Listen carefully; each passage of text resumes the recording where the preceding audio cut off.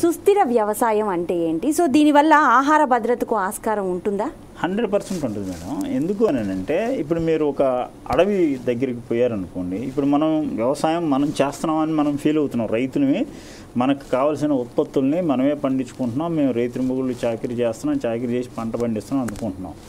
మీరు ఇదే ఉత్పత్తి అడవి నుంచి వచ్చింది. ఇవన్నీ విత్తనం అనేది ఎక్కడి నుంచి వచ్చింది? అడవి నుంచి వచ్చింది. ఫస్ట్ మనం అడవిలో ఉండేవాళ్ళం, తర్వాత మన ఆహార అనాది కాలం నుంచి అడవిలో ఉండి అడవిలో ఉన్న ఇబ్బందులు అంటే క్రూర మృగాలతోటి కానీ మానవుడు ఇబ్బందులు పడుతూ సుస్థిరంగా ఒక ప్లేస్లో ఉండి మనం మన సంతతిని డెవలప్ చేసుకోవాలని అడవిలో ఉన్న ఉత్పత్తులని మొత్తం తన దగ్గరికి తీసుకొచ్చి వ్యవసాయంగా మార్చుకొని సంతతిని వృద్ధి చేసుకుంటూ డెవలప్ చేసుకుంటూ వచ్చాం. అంటే ఇప్పుడు అడవిలో ఎవరు వ్యవసాయం చేస్తున్నారు? ఎవరు చేయట్లేదు కదా. ఇప్పుడు అడవి ఉత్పత్తులు లేని మనం అసలు బతకలేని పరిస్థితి. ఇప్పుడు మనం చేస్తున్న వ్యవసాయం మొత్తం 30%, మిగిలిన 70% హ్యూమన్ ఫుడ్ మొత్తం అడవుల నుంచే వస్తున్నాయి. అక్కడ ఎవరు చేస్తున్నారు వ్యవసాయం? ఎవరు భూమికి ఎరువులు ఇవ్వరు, ఎవరు మందులు కొట్టరు, కానీ అన్ని పంటలు అడవిలో పండుతున్నాయి.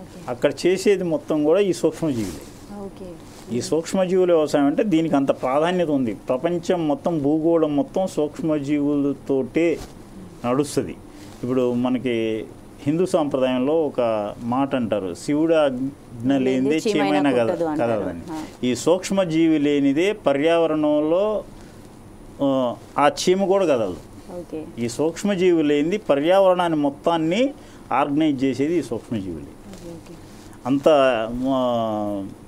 దాని యొక్క ప్రభావం అంతగా ఉంటుంది. అయితే మనం వ్యవసాయంలో మన శాస్త్రవేత్తలు ఏం చేశారంటే, సూక్ష్మజీవులు అంటే కొన్ని కోటాను కోట్లు ఉంటాయి.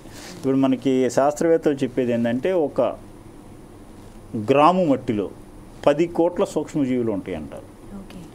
ఒక గ్రాము మట్టిలో 10 కోట్ల సూక్ష్మజీవులు ఉన్నాయి అన్నారు.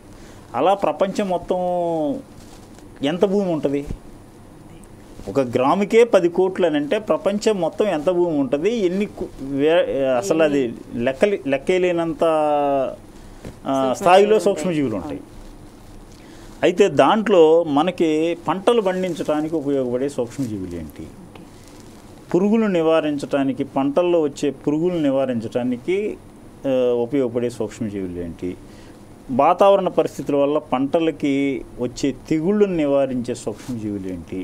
వాటి మీద శాస్త్రవేత్తలు అధ్యయనం చేసి కొన్ని రకాల సూక్ష్మజీవుల్ని ఐడెంటిఫై చేసి, ఇదిగో ఈ సూక్ష్మజీవిని, ఈ తెగులు వస్తే ఈ సూక్ష్మజీవిని స్ప్రే చేస్తే ఈ తెగులు పోయిద్ది, ఈ పురుగు వస్తే ఈ ఫంగస్ని ఆ పురుగు మీద స్ప్రే చేస్తే ఆ ఫంగస్ ఈ పురుగుని తిని చంపేస్తుంది, ఈ బ్యాక్టీరియాని భూమికి ఇస్తే మొక్క ఎదుగుదలను ప్రేరేపిస్తుంది, ఈ బ్యాక్టీరియాని ఇంకో బ్యాక్టీరియాని భూమికి ఇస్తే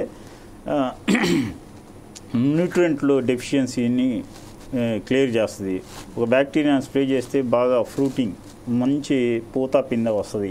ఇలా డిఫరెంట్ బ్యాక్టీరియాలు, ఫంగస్, సూక్ష్మజీవులు అంటే ఇందులో 2 రకాలు ఉంటాయి, బ్యాక్టీరియాలు, ఫంగస్లు, వైరస్లు అని ఉంటాయి. ఈ సేంద్రీయ వ్యవసాయంలో బ్యాక్టీరియాలు, ఫంగస్లను మాత్రమే వాడతాం, వైరస్లను వాడం.